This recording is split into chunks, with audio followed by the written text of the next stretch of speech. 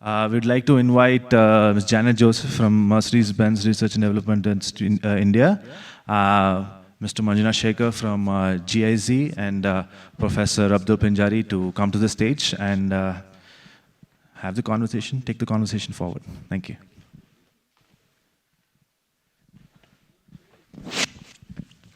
So we are between you and the tea break.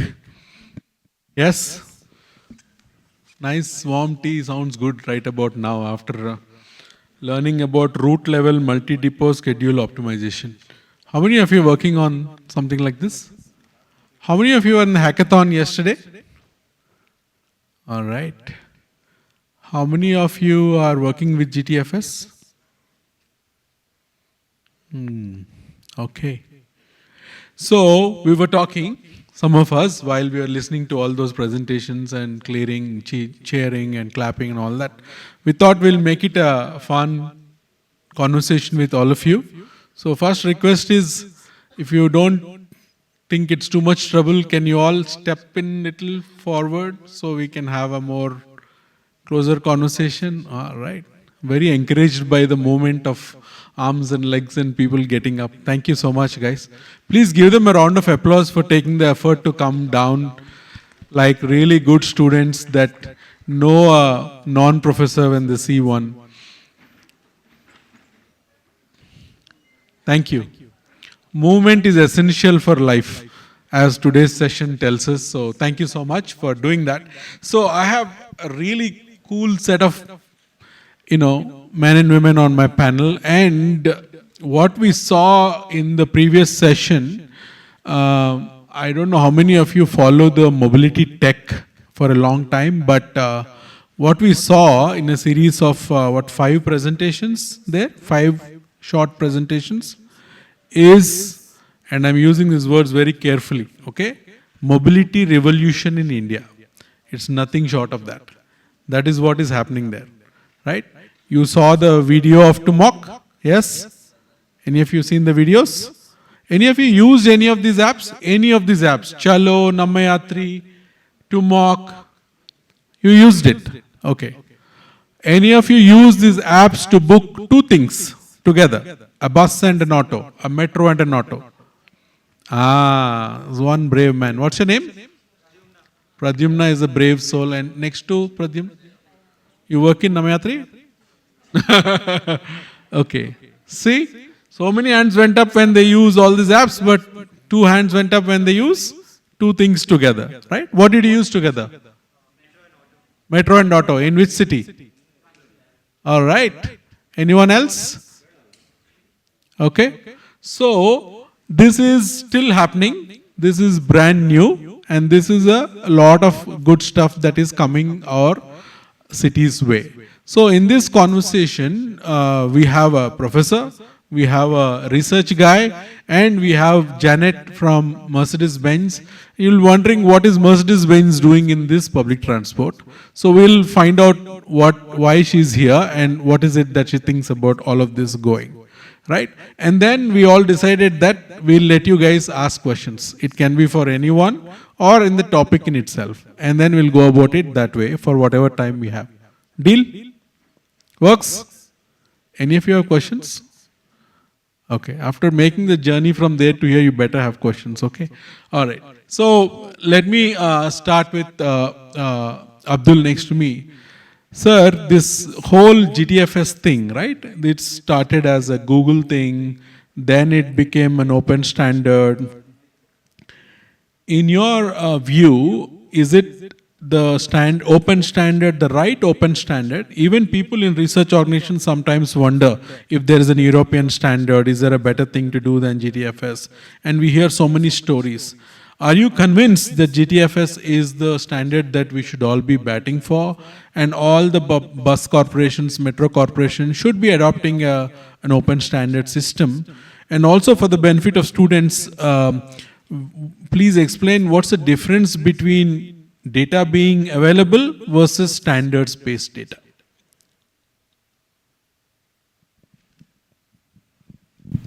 Will do.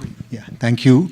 First of all, it's heartening to see all the work that's happening in the mobility space, the TMOCs, the CDPG work, Namayatri and so on.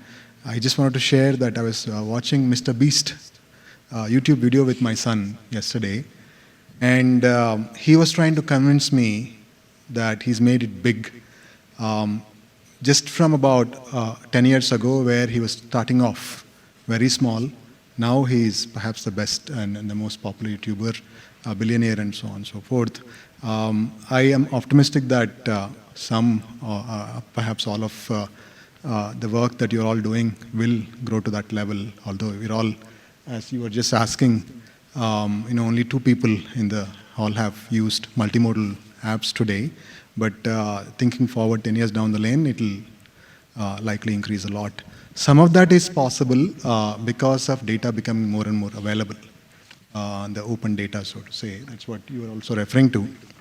Before going to GTFS standards and so on, I think it's important to talk about data becoming open, more available to the ecosystem, whether it is in the form of information to the individual travelers, or in the form of data that startups, companies, developers, even people who are just passionate about the field, want to make a difference, do something about it.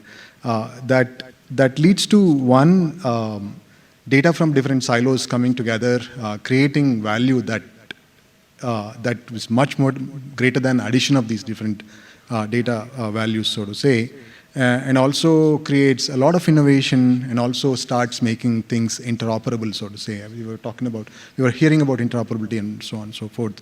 So open data is certainly the way to go. I do not think I have to talk about it. I'll end up preaching to the choir, so to say. But in terms of whether it's GTFS or any other standard for transit, if that's a specific question, GTFS has become more and more widely, it's becoming more and more widely used. At the same time, I should admit, I have not looked into other data, standards out there. That itself conveys a lot, right? You didn't have to look at other standards. Becoming more and more widely used. Of course, there is still scope to expand it for cities in the global south, from the standpoint of what other information that needs to be embedded and made as a standard, for example, right? Let's say, going into the details now, ticketing, right? Ticketing in some transit systems is O2D based, right? From this origin to this origin, here is the price. In some other transit systems, it's distance based, although not necessarily linear. It's some sort of a step. For these distances, for these zones, here is the price. For if the distance increases to 5 kilometers, here's the price, and so on and so forth. So those variations, those nuances need to get embedded more, but still, it's a very good standard to work with. I am truly hoping that most transit agencies will move toward that. That also will increase interoperability, and we'll start talking the same language across different cities, between different agencies, and speaking the same language, using same data dictionaries. All of that will really help go to the next level than worrying about all the difficulties that we have to worry about that Dr. Raghu was talking about before they started going to the level of route optimization and so on and so forth. So a quick follow-up before I move on from this topic is, do you think, based on what we've saw in the last 2 days at CDPG and in general the mobility ecosystem and the data ecosystem, there is too much talk about data in India in the last few years? It's a good thing, but is it actually translating into influencing or adding our context, Indian urban context, into the standards? Does GTFS reflect Indian cities' public transport? You just talked about OD versus stage-based carrying and all that. If not, do you see that as a big opportunity for the students and the researchers here to work on get into the open source system of the GTFS itself to try to add new things to it and so on? Indeed, there's certainly scope for adding more nuances and more elements that make it more suitable for Indian context and context of the global south in general, right? Very generally speaking, bring more diversity of the various modes available there, various mode combinations available out there, and the pricing systems, and so on and so forth. More diversity of the transport supply in general. and also more diversity of the various users. The users could be individuals who need information or variety of transport providers. Now it's not one single public sector type transport provider. There are many transport providers and service providers now account for the diversity of all of them and so on and so forth. There's definitely scope for students, researchers, or even people who are trying to take these to practice, the startups and so on, to enhance these standards from the standpoint of bringing in more diversity. That will not only help our cities, but I think it will also help many other cities out there which have to move toward multimodal systems. If any of the one in the audience is interested, would they be able to reach out to you or SysTup to get involved in the standards enhancement, or do you recommend some other channel for doing that? Yeah, I mean, it's not just SysTup. We are happy to work with anybody who's interested. Entities like CDPG, WRI, all of us are trying to do this. Not one single entity who can move the needle. I think it's all of us. Any of us, I think, would be absolutely. No, that's great, and this is a very important thing I wanted to highlight here, guys, because it's a big opportunity for us, right? If we don't get involved in it, it will be driven in a certain direction. Then you'll be wondering, where is my shared auto in GTFS? Because we have a lot of shared auto, and nobody who's doing GTFS is thinking shared auto. Let me tell you that, very clear, right? I wonder how it will ever be designed or modeled. That's another question, but at least someone has to think about it. So that's where I'm coming from, and Professor Abdul has given you an opportunity. You can reach out to any of us or SysTup or IISc if you're really interested in it. And once you put one line of code in there, entire world will know you. That is the magic of open standards and open source, right? So think of it like that. Make it your life goal. Hope a couple of you in this audience will one day I will see a commit into the GTFS feed coming from this room. Then CDPG can celebrate. Is the biggest event they've ever done. I'll go to Manjunath from ZAZ now. Many of you are aware of ZAZ's work. ZAZ India, Manjunath leads it, and they've been working with many cities, working on many things, transport being one of the main ones. Manjunath, how do you see this ecosystem working, and how can students and startups and all of us work together? Some of us, like WRI and ZAZ, work closely with government transport agencies.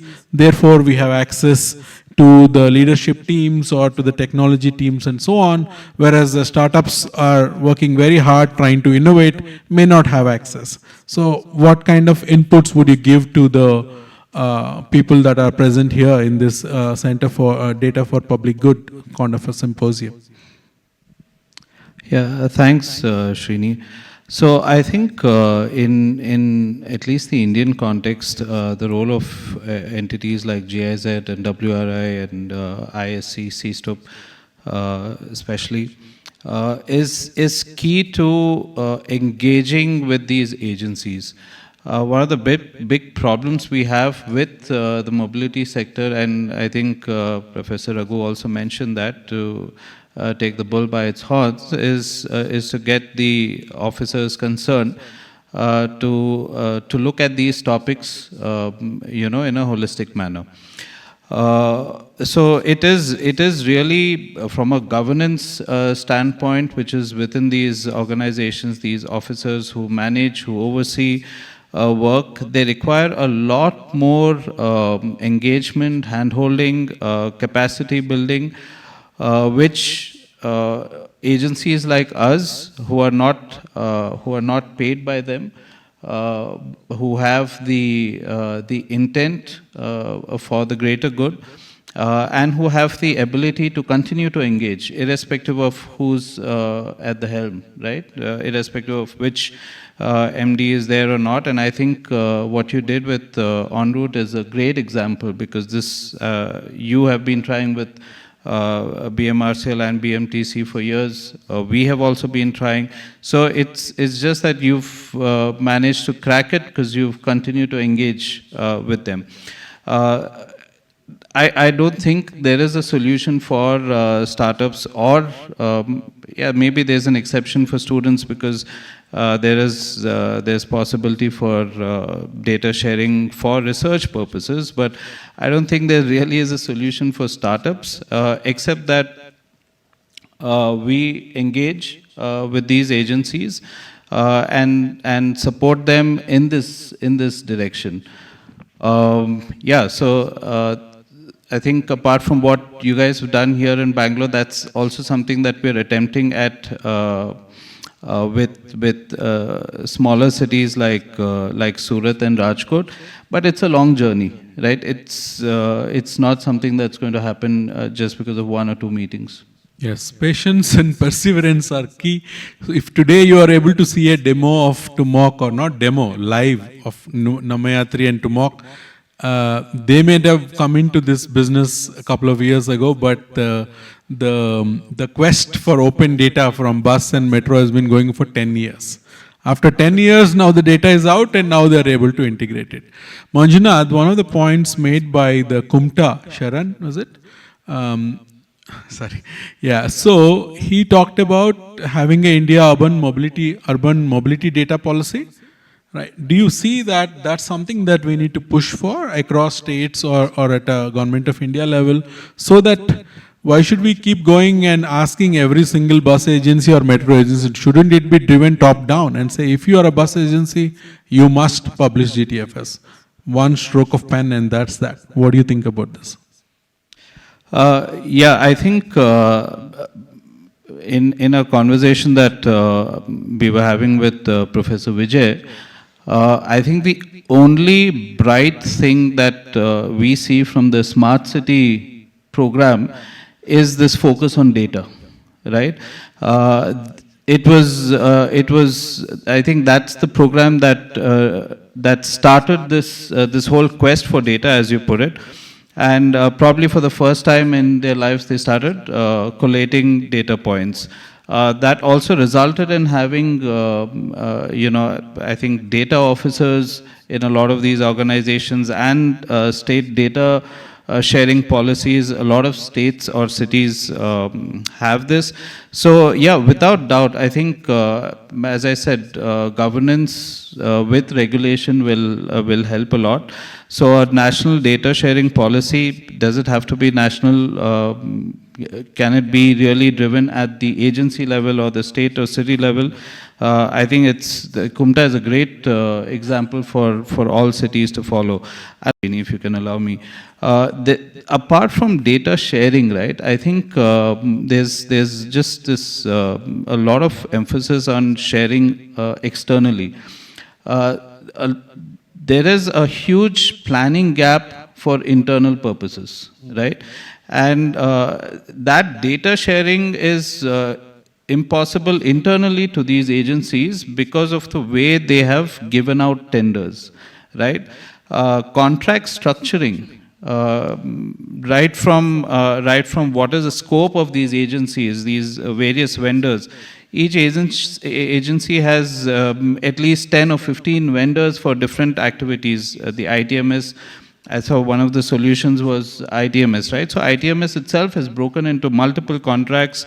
There's no responsibility on these vendors to share their own information, even for planning purposes, right? So that's a big missing point, and I think that there is a significant revolution required on that aspect. That's something that we are also working on right now to bring in some kind of standardization there. This is what you understand when you speak to people with years of dealing with government agencies, right? It's not visible clearly.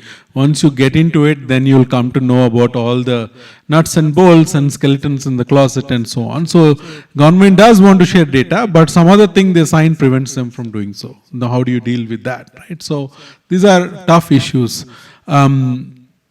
I hope all of you are getting ready to ask questions, and I hope there's a mic around, Rohan, somewhere. Please make sure it is with the audience. Janet, so, you had this big smile on your face when Rohan put up a slide with Namayatri and Tumok, and then both of them came up and played their videos, and there is that guy who was looking like a total idiot when the girl is happily boarding the right platform, right metro, and right auto. So, what has Mercedes-Benz Research and Development of India got to do with all of this? And what do you think other CSRs like you the role that they can play. Normally, when the word CSR appears, the mental image I get is plant trees, paint a toilet, paint a school board. Who knows what happens to that plant? A cow will eat it after a couple of weeks, things like that. But your CSR program is looking at open data, app development, integration. What is going on there? What is your attitude and approach towards these things? And where are you going next with it? Sure. Thank you, Srinivas. So I would like to start by saying I think we're not out there publicly. You can kind of think of us as a silent partner when it comes to mobility. Being an automotive company, in 2022, when we looked at our CSR strategy, it was very clear that mobility is a big focus area for us. And I think living in India, we have 13,000 employees that sit out of our Bangalore office. When we looked at the kind of work that we can do and how do we strategically invest this 2%, as you may be aware that Indian companies have to spend on CSR, it was just very clear that we need to find a project that is at the intersection of mobility and tech. We're an R&D company, so we don't manufacture the cars, but all the tech, the software that you see within the car is created by MBRDI, right? So research and development. So it's in the DNA to say, look, tech can solve a lot of problems. It may not be the solution for what social problems are out there, but it can be an enabler. So as we stepped on this journey, I think we spoke a lot to WRI. We looked at the Indian ecosystem. TFL was, of course, one example that we said, look, it's working well abroad. Why not here? And I think that's always the challenge that I'd put out to young people as well to say, look, there should be nothing that stops you, right? And I think it's a long journey, like Manjunath said. It took us many, many months to work with BMTC, BMRCL. What we wanted to do is come in and say, look, if data can be opened, can we use startups in the ecosystem to innovate? And I think the beauty of India is that there is so much innovation that happens in this country. You just need to channelize it the right way. So MBRDI came in, we of course funded the program. We gave the seed funding with Tumok and Namayatri. We wanted to do a lot of hand-holding, give suggestions. It's a very, I think, interactive program that we build. It's not just like Srinivas said, you give the money and you walk out at the end of the day. But the users at MBRDI, we did beta testing, we thought of solutions. And I think for us, the biggest thing was, look, we want to set a precedent for how open data can really change the way people move. And I think mobility touches like bottom of the pyramid, everyone, right? It's sort of agnostic to what social class you are, what kind of job you do. So it's kind of like saying, look, if we do this, if everybody has access, it works for the whole city, right? So I think that's where we came in. And as we look forward, I think we've realized that open data is not just for mobility. We have actually from that left forward, we're looking at solutions to look at disaster recovery, for example. Because we realized, look, it doesn't have to stop here. There's a lot you can do when you look at resilient cities, when you look at decarbonization, and use data as an enabler to create solutions that are bringing together the key stakeholders. You have government, you have private sector, you have end users, think tanks, and I think there is a big push. I mean, all of the presenters that came up today, I think the one thing you heard was collaboration. So I think open data does that, it enables it, and it creates a platform where everybody can be a part of the story, running through the entire value chain of what you're trying to solve. Okay, so the hidden message to all of you is if you have any innovative ideas with data and mobility, reach out to MBRDI. Janet will fund you. Don't take my name. And the other thing that occurs to me, Janet, is that by making you aware of this open data and mobility and all that, we also inadvertently, steering you towards other things like disaster is very important. But please focus your money on mobility for the foreseeable future. There are a lot of innovators here. They all need seed funding and much further funding. Any questions from the audience? Anyone has a question? Can you get the mic out there, please? So we're going to do rapid fire. So I want to get every question out there very quickly. We have about 7 minutes. Yeah, like you are talking about paperless system in which we are going to save so many papers and saving the environment. But I just want to give one small example. We all use IRCTC app, I think. So if you go to the railway counter, they won't charge any processing fees. But when it comes to paperless, they will charge some processing fees, taxes, and also, is it going to be in the future also, like these apps are getting developed? So once the paperless things get established, then they will start charging processing fees and taxes. It's a great question. Any other questions? Yeah. One more. We'll take one more question. Yes, on the back. You can speak out loud. I think we can hear you while the mic gets to you.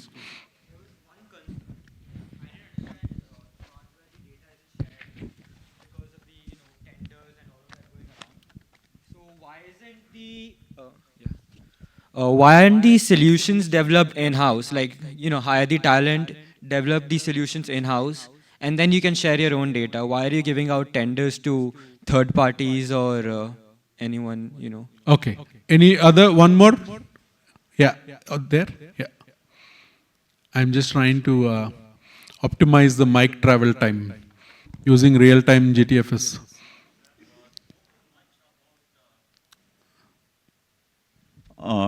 Only data and other things. Can I ask a question to Madam there, Janet? Perhaps, why don't you fund something about sound and air pollution that is taking place rapidly throughout India? Okay, got it. Okay, so 3 questions, sound and air pollution, and looks like he didn't get my message earlier, but anyway, you get to answer that very quickly. And then Manjunath, you on the second question. And sir, if you can chime in on, are we going this paperless and then they're going to slap me additional fees, right? Please, quick answer so we can get more conversation. So I think one of the things about enabling mobility as a service is that it does actually contribute towards air quality, right? If you look at the last climate action plan that was looked at, transport is the #1 emitter in Bangalore. Right? So when you push people off private vehicles, you put them into public transit, you're automatically impacting air quality. Sound as well, less private vehicles on the road means less honking. So I think the good thing about MASIT, it hits all the buckets for you without really being like, I'm solving for one particular problem, right? So that would be my response to you. Great. Okay, at the outset, there is merit in working with the private sector, right? Be it vendors or operators, whatever that is. The problem is in how these contracts are structured. And obviously, these vendors and operators will use it to their benefit. The issue, 2 things. One is, why aren't they building it themselves, hiring and building themselves? Government hiring process is very complicated. You're a student? Yeah, so it'll take some time for you to realize that it's not easy for the government to go out and hire people for internal purposes and appoint them. Issues with budgets, issues with meeting market expectations in terms of salaries, it's a very long process, okay? And thereafter retaining that talent within, it's a humongous task. I think it's worthwhile, it's useful for them to collaborate with external agencies. But you have to build this thing into the contract, so the data is... You have to build those... that might be the way to go. Yes. Yeah. Yeah. I don't know if there's any other Thank part. you. No, I think you answered his question. Yeah, please. So on the service fees, again, as these services enhance and the market increases in terms of the number of entities who provide the service, the market dynamics will take care automatically in the longer run, where the competition will make people not set unreasonably high service fees and so on and so forth. While they still make profits, but competition will help keep some of these things in check, so to say. And some of these extra service fees may be less than the amount of time and money one has to spend going in person to a station, buying tickets and all of that also. Yeah, it's a complex thing and it might go which way, this way or that way. There is, you remember initial days of aggregators used to cost very less to take a book thing on app, and now we know what it is. And right now, if you book digitally, like Metro offers 5% discount, and it's also a cost of operational savings for them, right? If you don't stand in line, the number of people in Metro counters is dramatically reduced in Bangalore. Have you guys noticed that?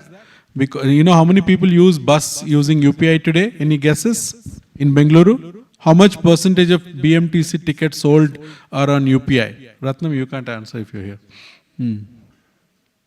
20%? 30%? 40? 50? 60? 50%.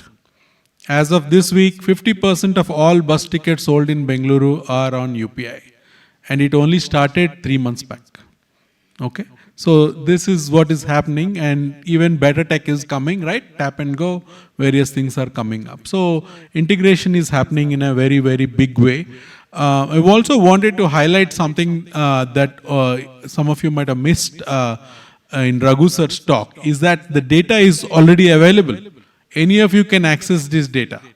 Sir, if the mic can be passed to him, if any students want to access Bangalore data, how do they go about it today using IUDX? Can you please mention that quickly? I think the mic is up there.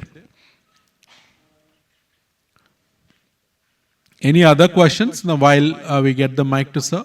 Okay, one there. Any more? Two. Okay. All right. Question from you.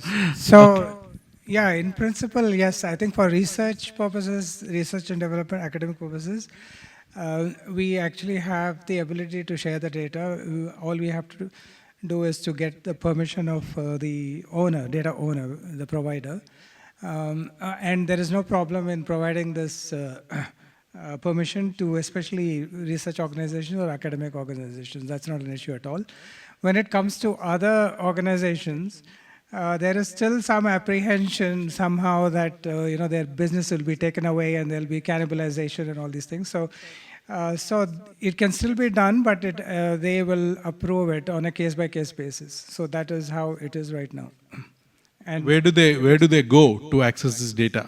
What's the URL? Maybe you can announce it. Yeah, so I mean the IoTX portal as of now, and hopefully it'll migrate to the transport stack soon. But as of now, it's available on IoTX. But we hope to make it available. Look for IUDX and you go search for Bengaluru and you get Bengaluru metro data, Bengaluru bus data. Okay, Mike, there please. 1 and then 2, right? Did we have a 3 also?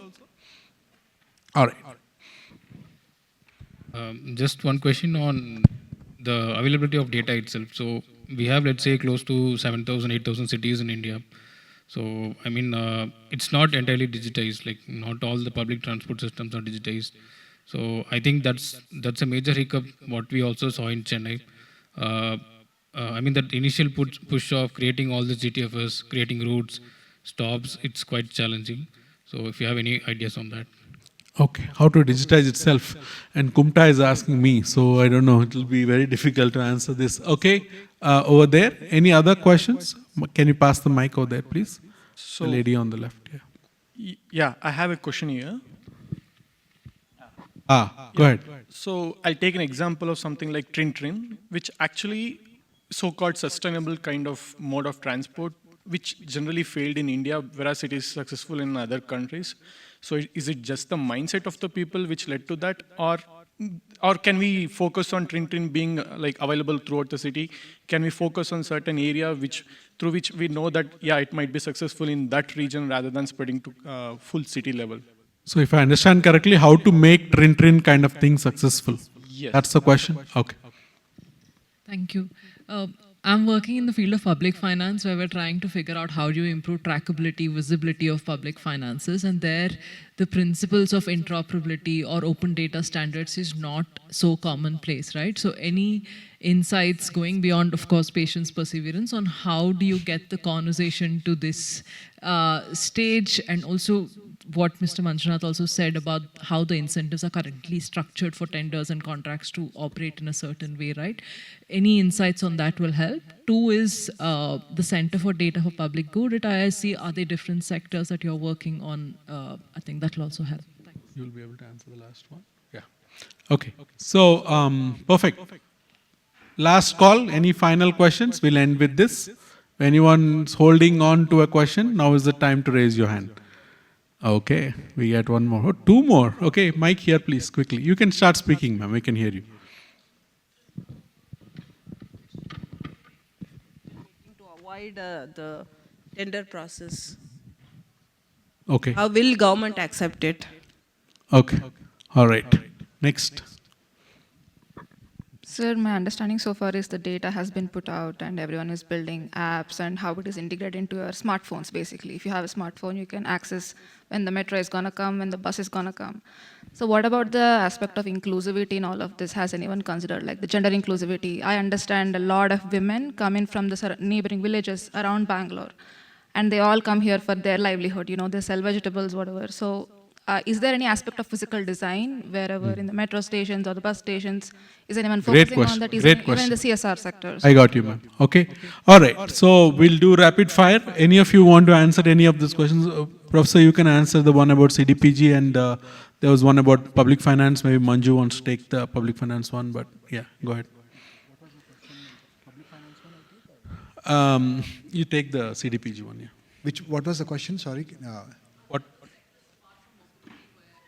What all does CDPG get involved Dr. Raghu can answer more. I believe they are working on urban flooding and agriculture, urban flooding. whole bunch of things. It has interactions with mobility.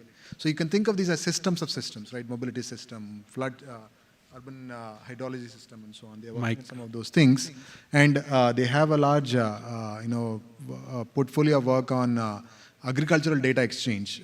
Again, Dr. Raghu can speak more about that.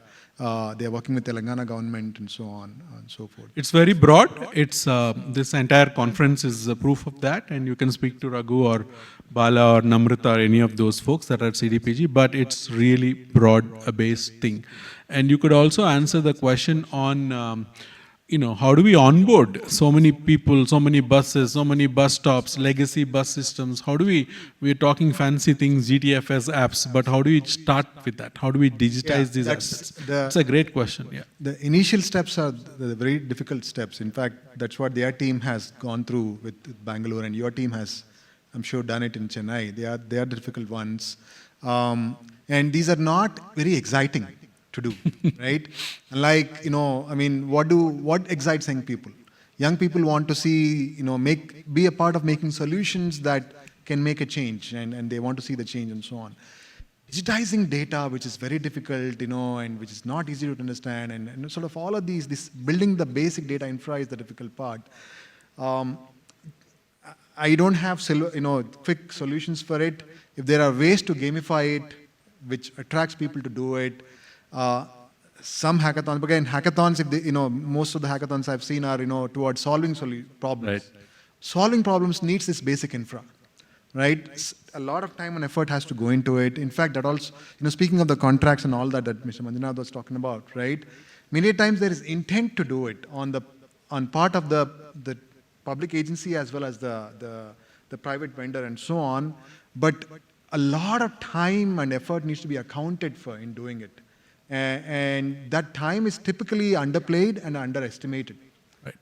That has to be considered, and maybe if it be made exciting, gamified, I don't think I'm giving you a silver bullet to it. No, I think the time has come to document experiences that different cities have gone through. Some of my team members spent an entire weekday, peak hour, to check what time the bus is coming on Sarjapur Road. How frequently are they coming? How many people are roughly in the bus? Is the bus following the schedule on the GTFS or not? It took a whole day for some of our volunteers are sitting in the audience as well. You can speak to them. Similarly, you would have done stuff in Chennai. So we can bring best practices out of it and kind of put out how to do this for other cities. Yeah. From the experiences, if there are tools out there to do it, sharing those tools with others. Absolutely. That will be a great outcome for CDPG as well, right? If a tool can be put out in IUDX along with a process and is a lot more than tech, like Professor is saying, is very little to do with tech, more to do with passion and intent and time, whether you have the time or not, right? So many women are coming from everywhere. How do you know where the women are? So our team went around figuring out where are the women boarding the bus, for example. We have an entire program called Mobilize Her around it. Manjunath, you want to talk about the earlier thing about public finance? So your question on public finance was precisely what? What about public finance? Mobility is not considered as part of public transport, public finance management for cities, right? Interoperability. Of interoperability and open data standards is more commonplace as a solution for various challenges in mobility, right? And the conversation is much more mature. Any insights on how was that buy-in generated, right? Because when we look at public finance, it's the use of similar principles perhaps. How is the interest generated is the question. How is the interest in interoperability generated? Because nobody wants to interoperate, but we somehow managed to do it is why she's surprised about it. But maybe you're better equipped to answer that. Yes. So by telling them that you'll make more money. If you interoperate, it's good for you. It's win-win, right? You interoperate with auto, you get more people on metro. You interoperate with bus. Imagine how many people have gone to Bangalore airport in a bus? Okay, how many people have gone from airport to city in a bus? How many people have done the reverse from city to airport? Okay, done. 10% of the earlier hands. Why? Because you don't know what time the bus is coming, whether you'll make it to the airport or not. Am I right? You're worried, right? So you spend 1200 rupees, take the cab and go to the airport. When you come back, Aram say you will first go to Hatti Coffee as a ritual we have to do. After that, you go to the bus stop. Correct? Astelva? Right. Why? Because you don't know when the airport bus is coming, whether you make it on time or not. If we solve that problem, Bangalore airport bus will make more money. Yes? If you can connect an auto to go to that bus, BMTC will make even more money. It's one of the most profitable routes for them. But if you make the live status of the bus appear, then it will become even more easier. Connects to the question you asked, madam, about inclusivity. All this GTFS and digitization is not just about apps. There are a lot of people that don't have apps. And about 50% of the people with smartphones, they only use YouTube and maybe WhatsApp. We know this, correct? Generally, statistics? Okay. Now, how will the live data help somebody who is standing in front of, CV Raman bus stop, right? Because there is now a live display. 342F coming in 5 minutes. G4 coming in 8 minutes. Big red board with bus number, time of arrival. Will that help to understand what time, how long I need to wait, when is the next bus, right? That sort of thing. So it's a physical access also. Now extend this beyond that. We're trying to get the IT companies of Bengaluru to show the bus numbers in the cafeterias. So that maybe some of these single car user traffic creating but always complaining crowd can say, bus is coming every 3 minutes, I will try one day. Right? So there are many use cases like this. You catch Aniket later, we just gave him 100 use cases on what GTFS can do to Bengaluru or any city. And there was a question from the top. Did I miss one question from you? Behavioral aspect of public policy making. So I think one thing that we can sense is this whole thing about aversion to contracts. As if that's a bad thing. It's not, madam. One thing I can tell you is that I work with many government agencies. They just don't have capacity. Okay. In the last 10 years, Bangalore has grown a lot. Would you agree? Are you from Bangalore? Okay. It's grown a lot, right? Number of people have grown. Number of vehicles have grown. Number of traffic jams have grown. Everything has grown. Rent has grown. Everything has grown. You know what didn't grow? Size of the government. The number of people that work in the BBMP remain the same. They just don't have, like he was explaining earlier, they don't have a capacity of recruiting, adding more people and all that. That goes through a whole another process. After so many years, BMTC hired 2,000 contractors just recently. And that is a historic thing because we are not able to, government is not able to recruit. When they recruit also, they have all kinds of issues. They may not be able to recruit the technical expertise that you have here. So that's why organizations like IUDX, it's a government organization, semi-government organization, and people like us exist to add capacity to the government. We are not interested in being there permanently or doing stuff there, but it's more of a need for a capacity building. Urban planning is the biggest problem in Bengaluru, correct? Would you agree? You know how many urban planners are there in BBMP? Can you guess? Okay, sir is giving a sign, I can't use that number. Okay, so now you know what we did? We requested them to form an urban designer cell and recruit urban design fellows. And you know what they did? They said, okay, let's hire them. So they are getting urban design fellows. So these are the ways in which government works. But thank you for your question. I hope we didn't miss anything. Did I miss any question? I have a quick input Yes. on the data for cities. Under the current PM e-bus Seva mission, they will be allocating buses to cities which will receive their first bus. Ever, yeah, in those cities. And these are really tiny cities. So it obviously opens up opportunities for youngsters, for entrepreneurs in those areas to do something innovative for those cities. So there's a huge opportunity. Huge opportunity. Please work with IISc, Manjunath and find out how to get involved in things like that. It might be much easier to digitize bus information in a small town with 20 buses, right? Kochi has done amazing work. The size is small, but innovation is amazing. So last word to each of you. Quick thoughts on this topic. Anything you wanted to convey to this audience? We'll start with you, Janet. No, I think it's just been very refreshing to sit here and I think see the kind of questions that are coming because I think only if you ask the question is someone prompted to find a solution, right? And I think one thing we've done at MBIDI is we do a lot of work with civic governance and getting young people to sort of take charge of the problems, because it's easy to sit and complain, but I think if you can be solution oriented, I think we have a much brighter future ahead of us, and I think hopefully data can be at the center of that and solve a lot of problems. Thank you for all your work and all your contributions, not just financially but also emotionally and support. I must tell you that when Namayatri and Tumok released their beta version of the apps, MBRDA employees became the beta testers. That's the kind of commitment that company has towards sustainable mobility in our city, though they all probably have Mercedes-Benz sitting in their houses. Okay, Manju. Okay, a quick observation from the room. Bulk of them appear to be students, so there's really a lot of opportunity for you all to pursue this space with mobility. You've seen some of the presentations. If you've observed, there's a lot of innovation that's still possible. Everything we haven't achieved, that much that we can sit back and be happy about where we are. So there's a lot of opportunity, and this is obviously an invitation for all of you to also get onto this space and work with everyone in the ecosystem. Thank you, Manjunath. Yeah, I'd also like to say that these are exciting times, very multidisciplinary, interdisciplinary field. You want to do public policy, there is scope for it, there is need for it. You want to do data science, there is need for it, there is scope for it. You want to do math modeling, there is need for it. You want to do some social science related work, there is need for it and there is scope for it. So what you are good at, what you love doing, there is need for it in the space of mobility. So you are welcome to join.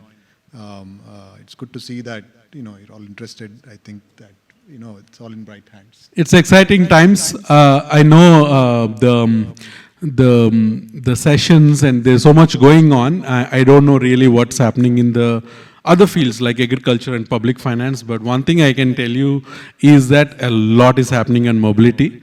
A lot of opportunities, a lot of innovation, adventures, a lot of job opportunities. 100, 600 people are developing apps for TFL. And London is a tiny city compared to Bengaluru or Indian cities. So you can imagine how many more solutions we need in our country to address our needs. Digitalization is increasing. Like I said, it's not about having a smartphone. It's a lot more than that. So all of this is coming your way. Since we see a lot of young people in the audience, we keep saying this again and again. Join this open data mobility revolution and you'll be happy. You would have contributed to the country and you would have done well in your career. With that, thank you so much for this forum and this opportunity.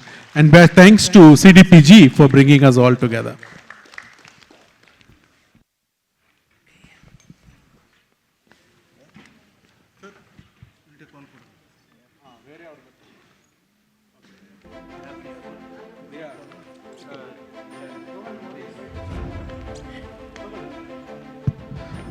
We would like to invite all the other speakers onto Tumok, Kumta. Folks, please come to the stage. Request Mr. Raghu sir to give the mementos to the speakers.